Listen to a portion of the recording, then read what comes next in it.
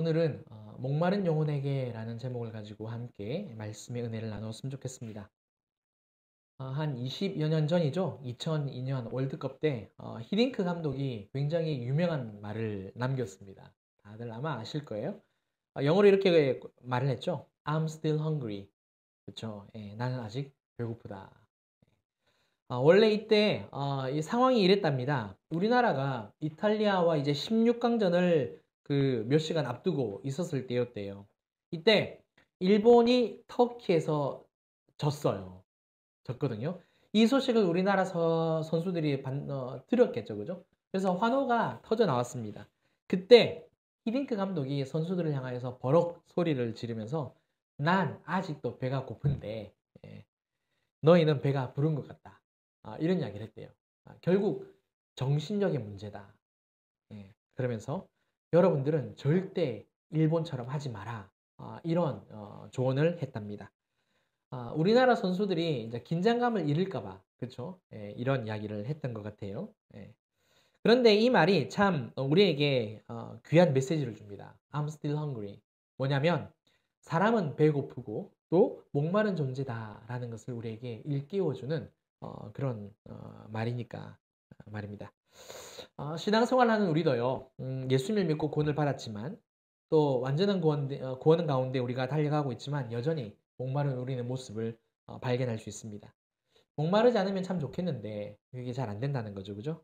따라서 오늘 우리는 어떻게 하면 목마르지 않는 삶을 살아갈 수 있을까? 이것을 본문을 통해서 함께 살펴보도록 하겠습니다. 먼저 하나님의 말씀을 전하는 이사야 선지자가 이렇게 외쳐요. 1절 말씀을 한번 보실까요? 오호라 너희 목마른 자들아 물로 나오라. 돈 없는 자도 오라. 너희는 와서 사 먹되 돈 없이 값 없이 와서 포도주와 젖을 사라. 자, 하나님께서는 모든 목마른 자들을 그리고 또 돈이 없는 자들을 어떻게 하십니까? 부르십니다. 자비롭게 초대를 하시죠. 그래서 갈증과 결핍과 부족을 느끼는 모든 사람들을 불러주시고요. 또 어떤 말씀을 하십니까? 돈 없는 자 다 오라 그러죠. 값없이 와서 포도주와 젖을 사라. 뭘 의미합니까? 목마름을 해결하고요. 일용할 양식을 통하여서 배를 채우라라고 말씀을 하고 있습니다. 우리가 이 땅에 생명을 다 볼 때요. 생명 있는 모든 피조물들은 목마른 존재라는 것을 알 수 있습니다. 나무와 풀과 같은 모든 식물들도 그렇고요. 하늘과 땅과 바다에 있는 모든 동물들도 목이 마른 존재죠. 물 없이는 살 수 없는 그런 존재들입니다. 사람도 마찬가지죠. 아담과 하와의 범죄 이후로 목마름에 시달리면서 살고 있지 않습니까? 지금도 얼마나 덥습니까? 밖에서 조금만 걸어보면 진짜 생수가 귀하구나라는 것을 다시 한번 깨닫죠. 인간의 기본 욕구를 연구한 메슬로우라는 사람을 아마 다 아실 겁니다. 이 사람의 그 연구가 계속해서 발전을 했어요. 처음에는 5단계였다가 7단계였다가 나중에는 이제 8단계의 그 욕구 위계 이론을 발표하게 되어졌는데요. 이 8단계가 이렇게 되더라고요. 한번 제가 읽어드릴게요. 생리적 욕구, 안전에 대한 욕구, 소속의 욕구, 자존의 욕구, 인지적 욕구, 심미적 욕구, 자아 실현의 욕구. 그리고 이제 가장 맨 위에가 자기 초월의 욕구. 자기 초월의 욕구는 이제 거의 대부분 종교를 통하여서 이렇게 얻는 욕구다라고 이야기를 하고 있습니다. 이 메슬로우는요, 결핍 본능에 따른 이 욕구와 성장 본능에 따른 욕구가 있다라고 우리한테 이야기를 하고 있는 거예요. 그러니까 결핍 본능에 따른 욕구, 그리고요, 성장 본능에 따른 욕구 이렇게 두 개로 나뉘어진다라고 말합니다. 혹자는 또 이 굉장히 옛날 책인데요. 그 리차드 포스트의 책 이름 굉장히 유명했거든요. 뭐냐면 돈, 섹스, 권력 이런 책이 있었어요. 이런 주제를 가지고 이제 인간이 얼마나 세상 가운데서 정말 그 욕구를 탐하는 그런 메시지를 이렇게 기록을 해놨는데 사람들이 세 가지의 욕구가 있다라고 이야기하는 사람들도 있습니다. 그러니까 사람들은 더 많은 돈을 소유하고 싶어하는 욕구가 있다. 더 좋은 이성을 만나고 싶어하는 욕구가 있고 또 권력으로 자기를 보호하고 또 남을 다스리고 싶어하는 욕구가 있다. 이런 이야기를 합니다. 그래서 이런 욕구를 통해서 목마름을 해결하려고 한다는 거죠. 그러나 이사야 선지자는 우리가 가진 이 목마름이 세속적이고 본능적인 것으로는 절대 완전히 채워지지 않는다라고 이야기를 하고 있죠. 그게 2절 말씀입니다. 2절 상반절 한번 보실까요? 너희가 어찌하여 양식이 아닌 것을 위하여 은을 달아주며 배부르게 하지 못할 것을 위하여 수고하느냐. 양식이 아닌 것을 위해서 또 배부르게 하지 못할 것을 위해서 왜 그렇게 고생하면서 살아가느냐. 그 이야기를 우리에게 하고 있다는 거죠.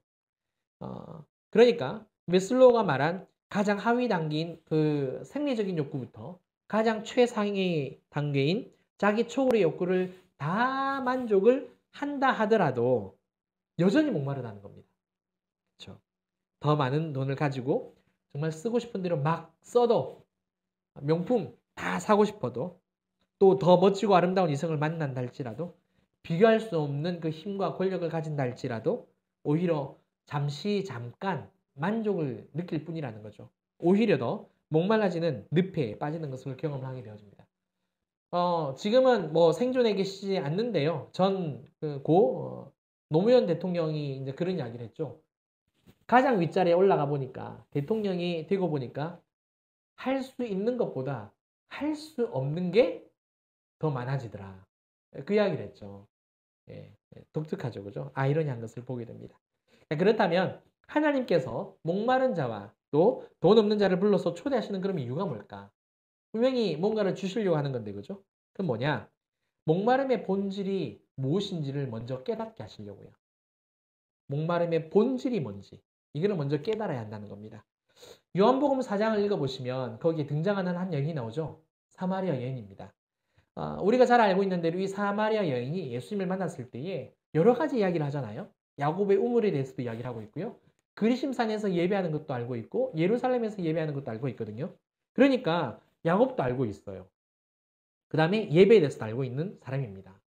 그런데 삶이 어떻습니까? 남편을 5번이나 바꾼 그런 인생을 정말 갈증과 목마름의 어떤 결핍에 이렇게 충실한 사람이었던 것을 우리가 알 수 있죠. 예수님께서 이 여인에게 뭐라고 말씀하시느냐? 요한복음 4장 14절 말씀입니다. 내가 주는 물을 마시는 자는 영원히 목마르지 아니하리니 내가 주는 물은 그 속에서 영생하도록 솟아나는 샘물이 되리라. 예수님은요. 목마르게 살아온 이 사마리 여인에게 영원히 목마르지 않는 샘물을 주시겠다라고 말씀을 하세요. 그러니까 이 말씀을 통하여서 우리가 알 수 있는 게 있습니다. 그게 뭐냐? 목마름의 본질은 외적인 부분이 아니구나. 세상의 어떤 그런 부분이 아니구나. 내적인 것이고 영적인 것이다라는 것을 이 대화를 통해서 우리가 알 수 있다는 거죠. 그리고 이제 요한복음 7장을 가면 예수님이 초막절 끝날에 사람들 앞에서 큰 소리로 이런 말씀을 외치십니다. 7장 37절 하반절부터 39절 상반절인데요. 누구든지 목마르거든 내게로 와서 마시라. 나를 믿는 자는 성경 이름과 같이 그 배에서 생수의 강이 흘러나오리라 하시니 이는 그를 믿는 자들이 받을 성령을 가리켜 말씀하신 것이라. 예수님은요. 목마른 자들에게 자기한테로 오라 그러는 겁니다. 예수님께로 와서 마시면 성령을 받을 것이다. 배에서 생수의 강이 흘러나올 거다라고 말씀하세요. 이로보건대 목마름의 본질은 절대 세속적인 것도 아니고요. 본능적으로 이렇게 육적으로 해결되는 게 아닌 것을 우리가 다시 한번 더 알 수 있죠. 그러면 이 말씀을 통해서 무엇으로 해결될 수 있다? 네, 성령으로 해결될 수 있다라고 말씀하고 있습니다. 모든 목마름과 그 어떤 갈증이 있다 할지라도 성령을 통하여서 갈증이 해결된다. 생수의 강이 흘러야 목마름이 사라진다라고 우리에게 가르쳐주고 있습니다. 자, 문제가 있습니다. 우리는 이 사실을 다 압니다. 모르시는 분 계십니까? 없죠? 다 아시잖아요. 그런데 목마르다는 거예요. 이게 가장 큰 문제입니다. 우리의 영혼이 더더욱 목말라 가지 않습니까? 분명히 예수님을 믿고요. 또 성경을 받았는데도 불구하고 지금 내 삶은 왜 이렇게 목마를까? 왜 이렇게 힘이 들까? 왜 이렇게 참 마음에 기쁨도 없고 혹시 한번 우리 성도님들 정말 크게 웃어본 적 언제이십니까? 네, 이번 주 휴가를 다녀왔어요. 휴가는 다녀왔는데 크게 웃어본 기억은 없는 것 같아요. 와 예쁘다라는 뭐 감탄사는 바라였지만 예. 혹시 너무 더워서 막 불편하고 짜증나고 오히려 외롭게 느껴지고 또 이렇게 우울하고 마음에 상처만 남는 그런 일들이 많이 일어나진 않습니까? 그러면 한 번 더 질문을 해볼게요. 왜 그럴까요? 왜 자꾸만 육적으로 내가 이렇게 힘이 들까요? 분명히 나는 성령을 간절히 사모하는 것 같은데 왜 이게 잘 안 될까? 그 이유는 뭐냐? 목마름의 이 본질인 성령님을 우리가 매일 매 순간 적극적으로 구하지 않았기 때문에 믿음 가운데 나아가지 않았기 때문에 그렇습니다. 에베소서 5장 18절 말씀 우리가 한번 볼까요? 이 말씀 한번 읽어볼게요. 우리 다 아는 말씀이지만 시작.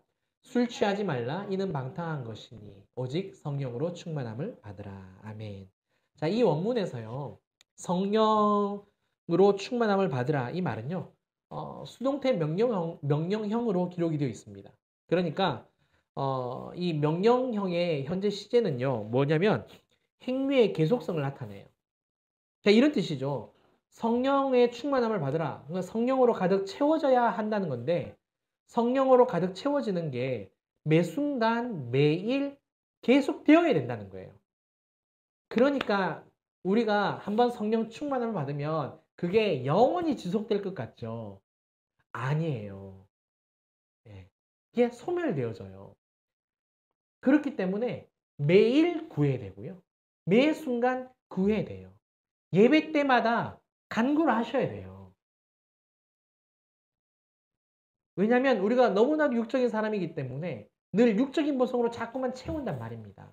그래서 그것을 걷어내고 성령님이 계속해서 임재해 달라고 앉을 때에도 구하셔야 되고 서서 걸어날 때도 구하셔야 되는 거고요. 집에서도 회사에서도 계속해서 가득 채워지도록 구해야 된다는 겁니다.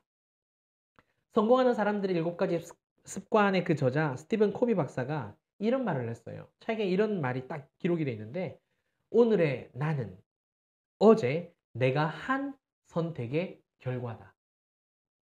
그래 오늘의 나는요. 지금 어제 내가 선택한 것에 대한 결과라는 거예요. 내가 계속해서 성령님을 온전히 구하고 그 성령님과 쉬지 않고 동행하는 삶을 살았다면 지금도 그 삶을 계속해서 살고 있다는 거죠. 그런데 그렇지 않았기 때문에 지금 내 삶이 굉장히 목마르다라는 사실입니다. 사랑하는 성도 여러분, 주위를 둘러보면 목마르고 공고한 사람들밖에 없는 것을 우리가 보게 됩니다. 많은 교회 성도님들조차 늘 신앙생활하지만 목마르다는 것을 본인은 모르는데 다른 사람은 알아. 물론 본인이 아는 경우는 참 다행이죠. 그렇죠? 굉장히 많은 분들이 기도를 하지 않습니까? 그런데도 불구하고 그렇게 많은 기도를 드림에도 불구하고 여전히 목마른 이유는 뭐냐? 삶의 필요에 대해서는 참 많이 간구를 했지만 매 순간 그 목마름의 본질 되시는 성령님을 항상 매 순간 구하지 않았기 때문에 그렇습니다. 그렇다라고 삶의 필요를 구하지 말라 이건 아니에요. 구하셔야죠 반드시. 우리 삶에 필요하니까. 하지만 삶의 필요보다 더 중요한 이 영적인 측면에 있어서 목마름을 해결할 수 있는 성령님을 우리가 계속해서 구해야 한다는 말씀입니다. 이번에 수양일을 갔다 왔습니다. 수양일을 갔다 왔는데 우리 은사 목사님께서 이제 집회 마지막 날 이렇게 우리가 이제 떠나기 전에 기도를 해주셨어요. 어, 집회 참여한 모든 분들을 위해서 이제 기도를 다 해주시거든요. 꽤 많은 한 수백 명이 되는데 기도해 주시는데 제 차례가 되었어요. 이렇게 저를 이렇게 기도를 해주시는데 그렇게 기도를 해주시더라고요. 하나님께서 저에게와 또 우리 진주빛 교회 하늘의 윗셈을 열어주옵소서. 하늘의 윗셈을 열어달라는 이 표현이 뭐냐면 하나님과 및 보좌의 어린 양으로부터 흘러나오는 수정같이 맑은 생명수의 강이 흘러가게 해달라는 그런 내용입니다. 근데 그 기도를 봤는데요. 너무 마음이 이렇게 행복하고 기쁘더라고요. 세상에 줄 수 없는 그런 기쁨 있지 않습니까? 아, 하나님이 참 우리 교회를 기뻐하시는구나. 우리 성도님들을 기뻐하시는구나. 그래서 새벽마다 늘 간구합니다. 생수의 근원을 터뜨려 달라고. 하늘 윗셈을 우리 성도님들에게 흘러가게 주님 해달라고 기도합니다. 구하세요. 성령님을 항상 구하세요. 하늘 윗셈을 열어달라고. 생수의 근원을 터뜨려 달라고 항상 구하시는 저와 여러분들 되시길 바랍니다. 자, 그 다음에 이제 목마른 자, 돈 없는 자를 초대하시는 우리 하나님께서는 목마른 자들을 향하여서 이제는 이렇게 말씀을 하세요. 2절 하반절 한번 보실까요? 한번 읽어보겠습니다. 시작.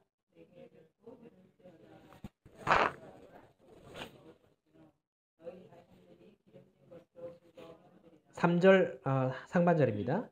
너희는 귀를 기울이고 내게로 나와 들으라. 그리하면 너의 영혼이 살리라. 보세요. 2절과 3절에 공통적으로 나오는 부분이 있어요. 내게 듣고 들을지어다. 너희는 귀를 기울이고 내게로 나와 들으라. 그 다음에 2절 하반절에서도 그리하면이고요. 3절에서도 그리하면 영혼이 산다라고 이사야 선지자가 외치고 있습니다. 하나님께 나와서 들으라고 이야기를 해요. 귀를 기울이고 듣고 또 들으라고. 그러니까 하나님은 어떤 분이시냐? 이사야 선지자를 통해서 하시는 말씀이 뭐냐면 내게로 나와 경청해라. 내게로 나와 내 말을 들어라. 이야기를 하시는 거죠. 혹시 일코노미라는 말 아세요? 좀 오래되긴 했어요. 신조어가 원체 많다 보니까 이제 뭐 그런 거 잘 모르실 텐데 좀 오래됐습니다. 일코노미. 1이라는 숫자하고요. 이코노미. 경제라는 숫자인데 이게 합쳐진 신조어입니다. 1인 경제 시대. 자, 제가 예를 들면 아마 쉽게 이야기를 할 겁니다. 자, 혼밥. 그쵸? 혼자서 밥 먹는 거. 성도님들 안 계시죠? 혼술. 그죠? 혼자 혹시 몰래 펍에 찾아가십니까? 이거는 많이 유행하는 것 같아요. 혼행. 혼행이 뭔지 아세요? 네, 혼자 여행하기. 그쵸? 예. 우리 유교명자가 혼자 여행을 할까요? 자, 혼산.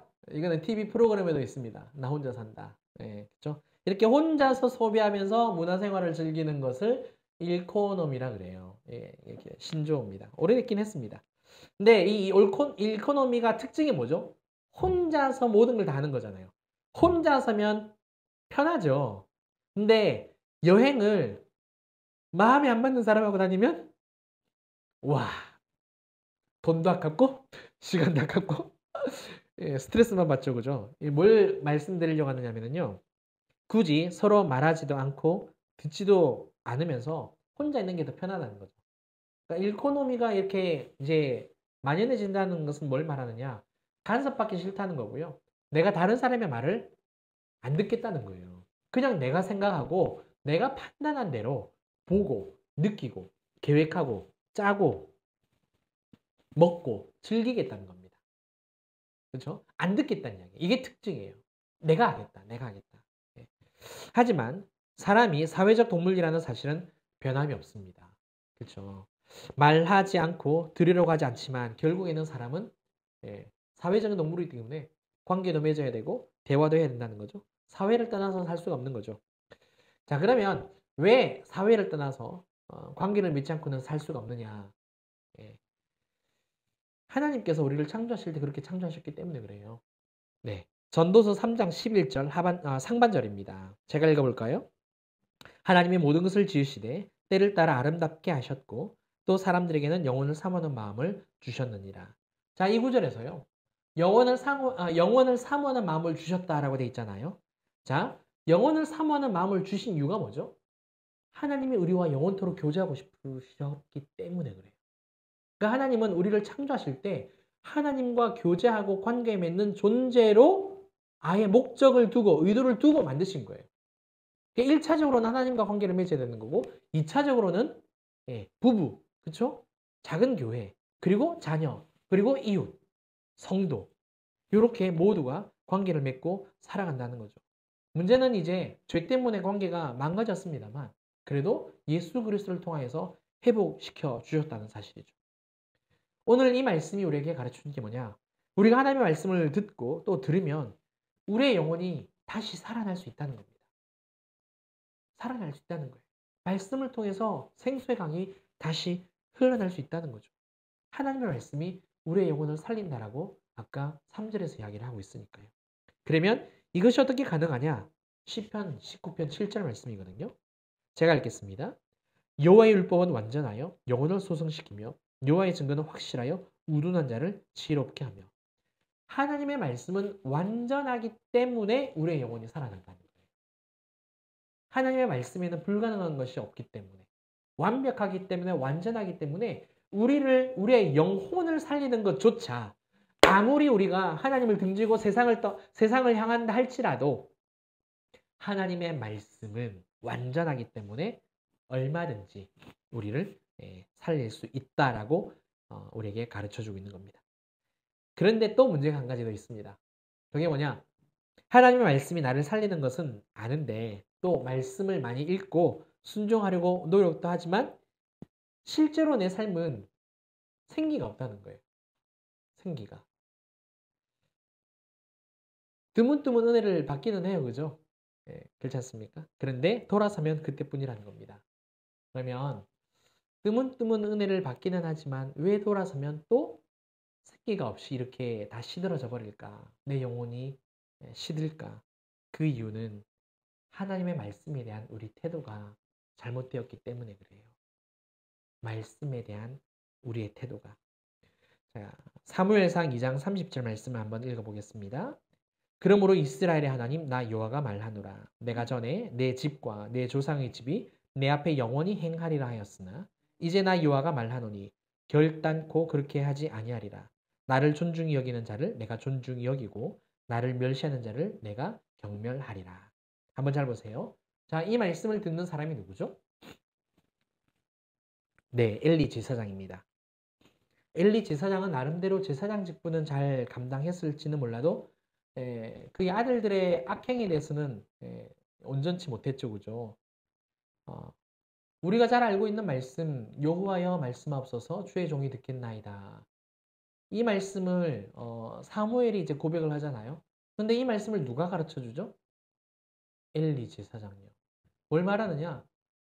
본인도 하나님의 그 말씀 앞에서 벗어나기 전에 그죠? 그렇게 말씀을 들은 제사장이라는 거죠.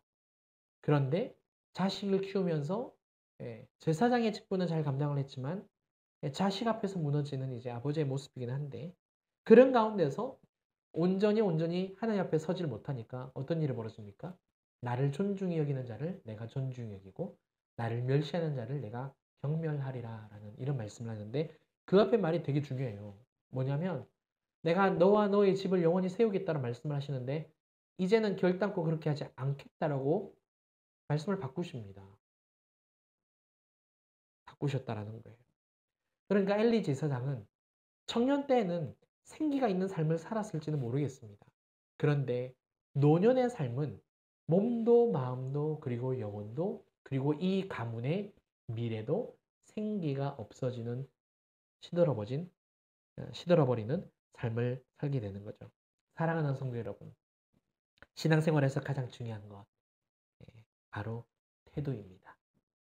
하나님 앞에서의 나의 태도, 말씀 앞에서 나의 태도. 신앙생활은 하나님과 교제하는 삶이잖아요. 완전하신 하나님의 말씀을 듣고 친밀하게 교제함으로써 우리의 목마름이 해결이 되는데 우리가 말씀 앞에서 온전히 바로 서 있지 않다면 그 말씀을 듣긴 듣는데 순종하지 않는 태도를 가지고 있다면 그렇죠. 물을 주는데 그때뿐이라는 거죠. 자라나야 되는데 더 잎이 파릇파릇 그리고 때가 되면 열매를 맺어야 되는데 열매 맺기 전에 자꾸 시든다는 거죠. 자꾸 시든다는 거죠. 그렇죠. 그래서 우리의 예배 태도, 말씀에 대한 태도, 신앙의 태도, 하나님 앞에서의 우리의 영적인 태도가 바뀌어져야 할 줄 믿습니다. 듣는 자리로 나오라고 하세요. 듣고 또 들을지어다.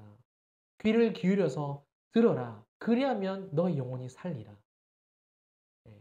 안 듣는데 영혼이 살 수 있겠습니까? 따라서 언제든지 순종하겠다라는 그 마음과 태도로 말씀 앞에 설 때 결국에는 하나님의 음성도 들리게 되어지고 또 생수의 근원이 터져서 늘 기쁨 가운데 하나님을 온전히 예배하고 목마름이 항상 해갈되어지는 그런 은혜의 삶을 살아갈 줄 믿습니다.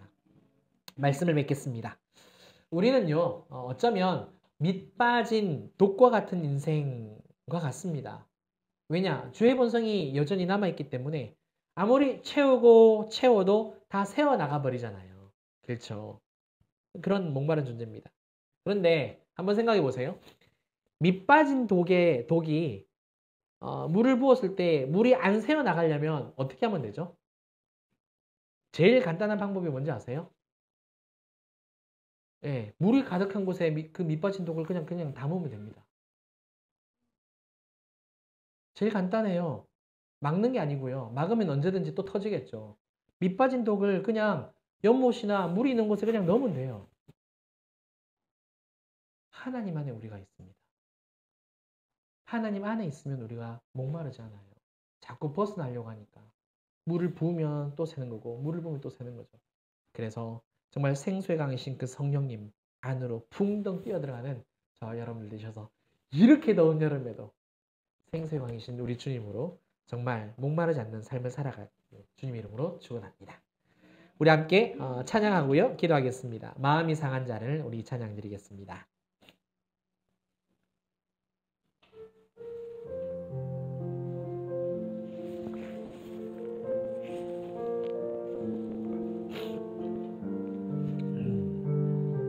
우리 주님이 성령을 부으십니다.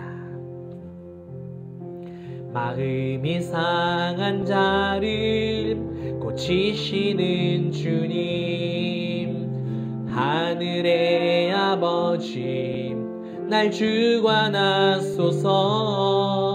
주의 길로 인도하사 자유케 하소서. 새 일을 행하사 부게 하소서. 의에 줄이고 목이 마르니 성령의 기름 부으소서. 의에 줄이고 목이 마르니 내 잔을 채워 주소서. 성령으로 채우사 성령으로 채우사 주보게 하소서. 주의 임재 속에 은혜 알게 하소서.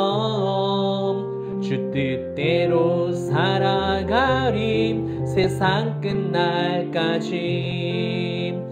나를 빚으시고 새날 열어주소서. 의에 줄이고 목이 마르니 성령의 기름 부으소서. 의에 줄이고 목이 마르니 내 잔을 채워 주소서. 의에 줄이고 목이 마르니 성령의 기름 부으소서. 의에 줄이고 목이 마르니 내 잔을 채워 주소서. 아멘. 사랑하는 성도 여러분, 이 시간 함께 기도하는 시간 가지겠습니다.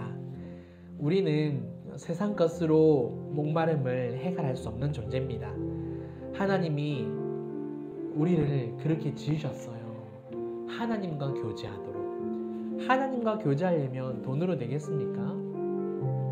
아니요. 오직 성령으로밖에 되지 않습니다. 나의 목마름을 해결해 주실 수 있는 그 성령님을 이 시간 온전히 의지하고 간구하는 저와 여러분 되셨으면 좋겠고요. 두 번째는 그 성령님이 나와 늘 함께 하시고 나를 떠나지 않으시라면 내가 말씀 앞에서 온전히 순종하고 순복하는 그런 태도를 가지고 있어야 합니다. 성령 안에 우리가 풍덩 뛰어 들어가야 돼요. 이 시간 우리 함께 기도하는 시간 가지겠습니다. 제가 주님 안으로 들어갑니다. 제가 주님을 떠나지 않겠습니다. 하나님 제게 말씀하여 주시고 성령을 통하여서 내 영을 더욱 살려달라고 생기 있는 삶을 살게 해달라고 함께 고백하겠습니다. 기도합니다. 사랑하는 우리 하나님 아버지 되는 감사합니다. 거룩하신 하나님 아버지요, 아버지 하나님 진실로 태양 앞에서 아버지 하나님 모든 호흡하는 존재들은 아버지 하나님 목말랍니다. 시듭니다. 그러나 하나님 아버지 진실로 물 안에 가는 자 아버지 목마르지 않습니다. 마찬가지로 하나님 우리는 아버지 하나님 영적인 존재입니다. 육적인 존재가 아니라 본능에 충실한 존재가 아니라 아버지 영에 충실한 존재입니다. 하나님께서 우리와 교제하시려고 우리를 영적으로 지으셨습니다. 아버지 성령이 아니고서는 아버지 우리의 목마름이 해결되지가 않습니다. 거룩하신 하나님, 매 순간마다 성령님을 구합니다.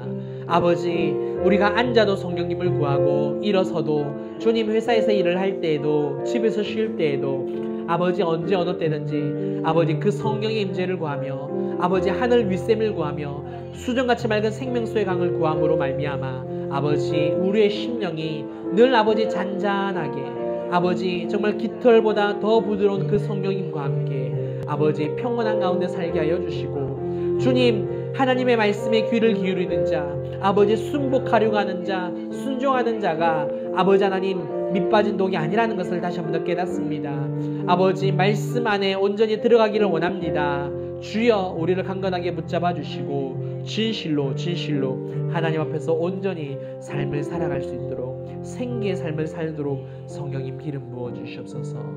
아멘. 아멘. 주님을 찬양합니다. 영광 받아 주시옵소서. 아멘. 사랑과 내가 풍성하신 우리 하나님 아버지 감사를 드립니다. 오늘 하나님 앞에 올려드린 이 예배를 기뻐 받아주시고 하나님의 성령으로 우리 가운데 임재하여 주시며 또 운행하여 주시고 하나님 말씀하여 주셔서 감사를 드립니다. 거룩하신 하나님 아버지, 우리는 영적인 존재입니다. 육적인 것으로 목마름을 해결하려고 하는 어리석은 자가 되지 않게 하여 주시고 오직 성령으로 하나님과 깊은 교제 가운데서 목마름 해결되는 항상 성령을 구하는 지혜로운 성도들로 주님 삼아 주시옵소서. 뿐만 아니라 말씀 앞에 우리가 온전히 바로 서 있어야 하겠습니다. 하나님 말씀을 통하여서 우리에게 성령을 부어주십니다.